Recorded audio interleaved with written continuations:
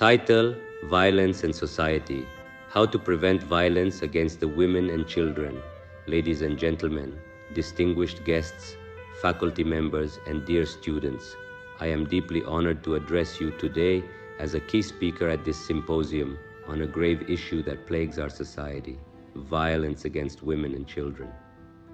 As a Deputy Inspector General of Police and a novelist who has delved into the complexities of culturally sanctioned violence, I have witnessed the profound impact it has on the lives of countless individuals. Today, I would like to shed light on this pressing issue, identify its root causes in Pakistani society, and propose a comprehensive approach encompassing policing, criminal justice, social and cultural initiatives to prevent violence against women and children. Violence against women and children is a scourge that permeates the fabric of our society with devastating consequences for its victims. To understand the gravity of this issue, allow me to share a few examples that highlight the urgent need for action.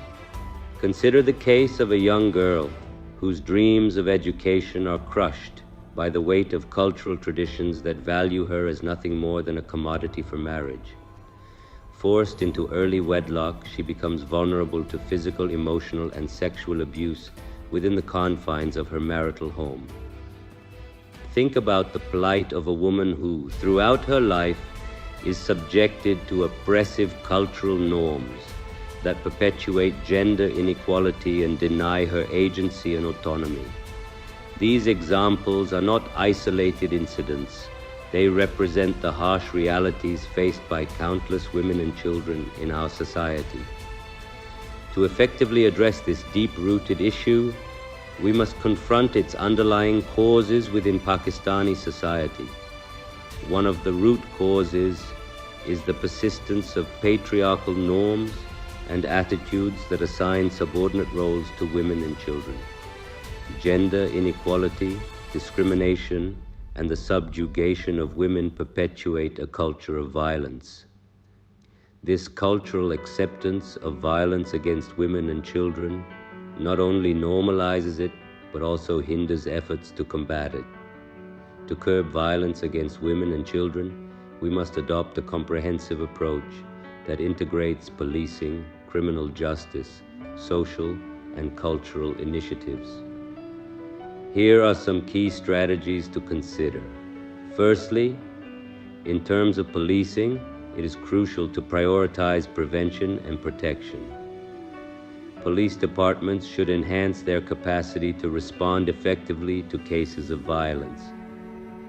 This includes specialized training for law enforcement personnel on gender-sensitive approaches, victim support, and the investigation and prosecution of such cases.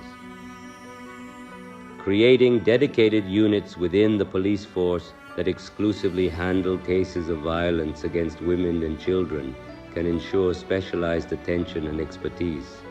Secondly, the criminal justice system plays a pivotal role in addressing violence. It is imperative to ensure that survivors have access to justice and receive prompt and fair trials. Specialized courts and tribunals should be established to handle cases of violence against women and children, ensuring swift proceedings and the provision of legal aid. This will help restore survivors' trust in the justice system and deter potential perpetrators. Thirdly, social initiatives are crucial for transforming societal attitudes and behaviors. Education and awareness campaigns should be launched to challenge harmful cultural norms, promote gender equality, and empower women and children. These initiatives should be integrated into school curricula, religious teachings, and community-based organizations. Engaging influential community leaders, religious scholars, and media platforms can amplify the impact of these campaigns and foster cultural change. Furthermore, cultural initiatives must focus on challenging and dismantling the deeply ingrained patriarchal structures that perpetuate violence. This involves promoting positive masculinity, redefining gender roles, and encouraging men and boys to become allies in the fight against violence. Engaging cultural influences, artists, and writers can play a significant role in reshaping societal narratives and fostering empathy and respect. Lastly, social support services should be expanded to provide comprehensive assistance to survivors of violence. This includes establishing shelters, counseling centers, and helplines that offer immediate support, rehabilitation, and legal aid. Partnerships between law enforcement agencies, civil society organizations, and healthcare providers can ensure a holistic response to survivors' needs. In conclusion, violence against women and children is a deep-rooted issue that demands our unwavering commitment to change.